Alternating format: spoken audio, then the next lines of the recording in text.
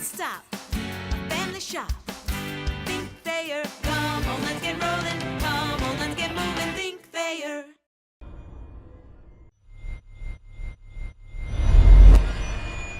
It was a disappointing week, but the sun came up, and it's time to bounce back and go to work. And probably this 10-day break is coming at the right time. Kind of banged up a little bit. We'll have a chance to get healthy, get rejuvenated, and go back at it. So with that, we'll take any questions. Will you start with what your schedule is going to look like with this elongated week? Right. What we'll probably do is Monday's kind of a lighter practice, kind of a walkthrough. We'll probably have 2 Monday practices back to back. We'll have 2 Tuesday practices, and what that allows us to do with those walkthrough practices, really myself and the 2 coordinators, all that needs to be here. That allows us to get some guys on the road and to recruit and to get in some schools. And that's we're playing a lot of young kids right now. That's a good thing moving forward for us in the future. But at the same time, this next group coming up is going to be just as important, because we have to establish depth. Because if you're playing these young guys, there's no depth behind them. So these next couple of recruiting classes are going to be huge. So it's great to get these guys on the road. You talked about young guys, getting a lot of experience and things like that. Is there any, plan now, with no bowl practices coming up, maybe throwing some guys out there just to get them? Really, that's a great thought, and really it would be smart to do. The fact of the matter is that we've played just about all the young kids we can play, and the couple that are left, it's probably smart just to keep their red shirt. All the young kids are out there and they're playing. So we'll continue to, and that's the frustrating part about it is they're out there, they're playing, they're giving everything they have, and we're in these games. It's not like we're going out and we're not playing the quality of football that BGSU has played throughout the last 3-4 years. I think that's obvious, but they're competing. They're competing and they're right in these ball games, and that's a frustrating part as a ball coach, because you see that they're there. I know you guys are sick of me saying that they're close, we're close, but it's evidence in the games.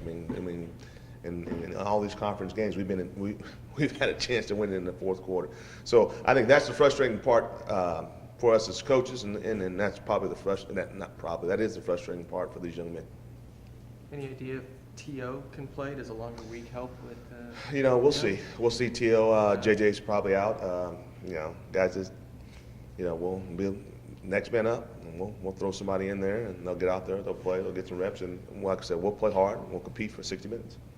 Is it hard to, not only just, the younger guys, but to find a motivation for guys to keep going at this point? Yeah, it gets tough when you go through a season like this. Coaches, players alike. And at the end of the day, the thing that we've got going for us is we've got a pretty good locker room. We've got a great locker room. And I was a little emotional after last week's game, and it should have been that way. There are a lot of guys that put in a lot of hours for this university to saw. There's no light at the end of the tunnel. They got 4 games left, and that's it. And that's a tough thing. Again, love being around them. They love being around each other, and we're going to enjoy the heck out of these last 4 weeks, and we're going to play good football. Obviously, the goal each week is to win the game. Yes, sir. Coming out these next 4, but what do you kind of point to at the end of the season, as an end goal or ultimate? Well, the bottom line is we want to be better than we were when we started, and that's going to be our focus. That's all you can do as a man. Continuous improvement, right? Try to grow and try to build and to develop yourself each and every day to be a better person, to be a better man. So that'll be our approach throughout the rest of the season. How do you want your players to approach the rest of the season? I want them to approach it the same way they've approached it thus far. It's business as usual. We're not. We've got a process in place. Like I told them, going into the Toledo ball game, we're not changing the way we practice. It's not going to be more physical. It's not going to be more longer or shorter. This is a process. We've got a calendar. I put the process in front of them when we first got here. This is what it will look like, and it will stay the same, and it will stay consistent. When the back half of the season, that's a point to where you go in, to where you cut some time off practices, to where you shorten them up and you try to keep guys healthy, you try to get them on the bus so they can play. We'll continue to do that. And whether we would be 7-1 or 1-7, the process is going to be the same. The process works. And thankfully, they bought into it. Is there a worry at this point that guys aren't grasping what you guys have kind of wanted to do it, or are they grasping it just maybe at a slower pace? I look at it offensively. I think we've seen improvement. We've seen our confidence start to build. The kid was playing well. You know what I mean? He had 3 touchdowns going in the fourth quarter, and the last two weeks he's played lights out in the fourth, and this week we struggled. A lot of that was the inability to run the football, and that goes back. I'll take the blame for that, because really, it's not an inability if you don't call the run plays.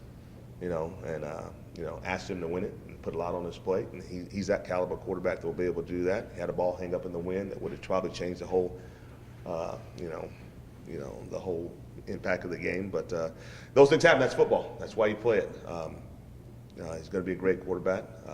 He'll be one of the best that ever come through here, and we'll continue to ride him. I asked you after the game if you were planning to change many players to get younger.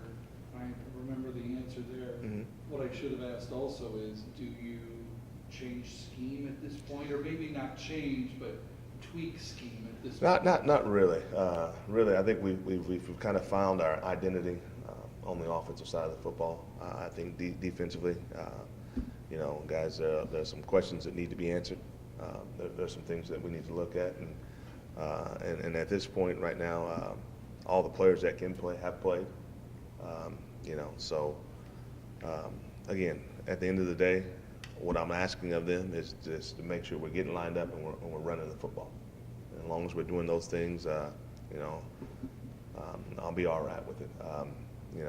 The thing that's glaring is our inability to tackle in space.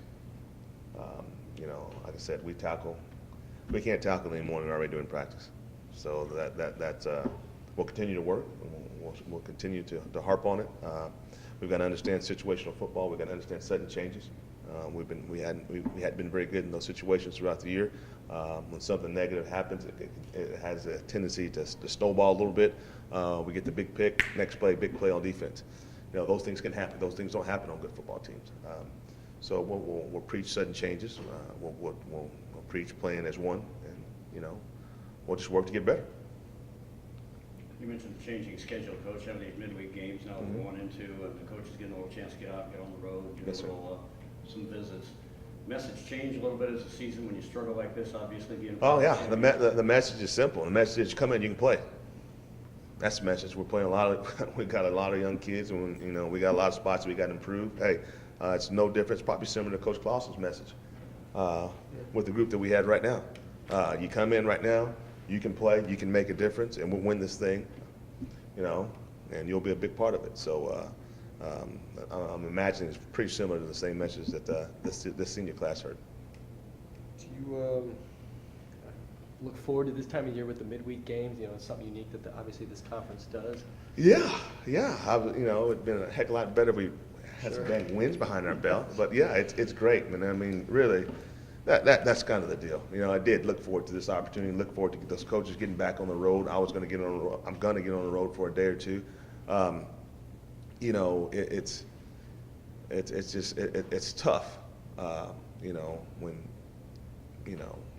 When you're sitting here at 1-7, and you're not going to the bowl game, and it kind of, it's not necessarily a great feeling, but am excited about it. We've got the opportunity to, because it's been an easy selling point to the kids, talking about motivating. You're playing 4 games on national TV. Hey, you know how kids are nowadays. You give them that opportunity, they'll be stoked, man. But again, we got a prideful group, and they've competed, man. They've played hard.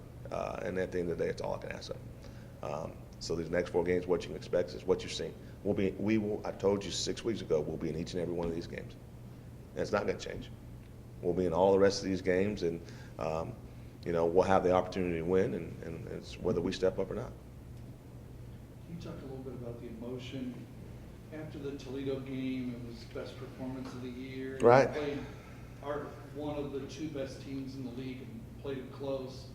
to coming off a home loss to a one-win team. Right. Yeah, can you talk a little bit about the emotion? I mean, players and coaches alike. No doubt. It's tough, John. It's tough because you know you think that you've got it turned around, you think that you've got it figured out, and what it speaks to is the parity in the league right now, because they're a two-win team now, but they've been in every game they played as well, as we have. And you got another. I think NIU just won their second game, third game last week, whatever it was, and you know they've been in every ball game they played as well. You know, so it speaks to the parity of the league, and you know, again, and the quality of coaches in the league. You know, there are a lot of guys going through some of the same transitions that we are. Miami was one of those teams. They're young as well. They've got some youth as well, and Chuck's done a great job of keeping that team together. It's a hard thing to do. We're experiencing that right now. I think our team has stayed together, and I'd be shocked if you saw us fold down the stretch. As a first-year coach with a first-year coaching staff, is it hard to take these slaps in the face? I mean, knowing that it's 1-7 and no bowl, and you know. Yeah, it's not fun. If it's not, you know, it's life, man. I mean, I'm coaching college football. You know what I mean? And not too many people have the opportunity to do that. So, you know, luckily, I've got a great foundation at home that allows me to keep things in perspective when it comes to that. Not that I take it lightly. I'm very passionate about what I do, as are my coaches, but I'm able to keep things in perspective. You know, at the end of the day, what we want, you heard me say this before, I want to, if I can look these guys in the eyes and let them know, and they know that I've given them everything that I had, I can sleep at night, you know, and when they know that their 8 months, they have the opportunity to be around myself and our staff, that we better them as individuals and human beings, we've done our job. And that approach is how you do great things, how you build things to last. Yeah, you know, and time will tell. Time will tell what our legacy will be as a staff and whatnot. And I'm very comfortable in what we're doing and where we're going. You mentioned Coach Clausen. Have you done any retrospective in those quiet moments at home? His first year, he only won 2 games. I haven't. You know, I've thought about it a little bit, and you know, we've got great support, and I've got people reaching out to me and reminding me of those things. I've gotten facts even today that you know we've started 24 first-time starters. That's the most in the country. Just little things like that you know really you don't. You know, I'm not a pity person, you know, but it makes you feel better when you hear some of those things. But what I'll say about Coach Clausen, he was the first guy that reached out to me when I took the job, and he's been in constant touch, just reminding me of some of the struggles that's a classic gentleman, of some of the struggles that he went through, and to stay strong and continue to do things the right way. So, and like I told him, we will do that. And where are you going into Northern Illinois? What are you looking at from them? Oh, they're athletic. They're athletic. You know, they're a few plays from being, you know, I think they can still win out and get in the bowl, but they're a few plays from winning every game they play. And you know, they've got a great coaching staff. They've done a great job. I think. What have they been? 7? How many straight games have they been? MAC championships have been? Six straight. Yeah, that doesn't just happen. And those guys didn't suddenly become bad coaches. You know what I mean? No, they've got a great coaching staff. Excited about the opportunity to go to. I've heard nothing but incredible things about it. Got a chance to talk to Coach Campbell a little bit, and he says an incredible place to play, tough place to play. And you know, those are the things that you kind of coach for when you're in a hostile environment, your back's against the wall. So looking forward to it.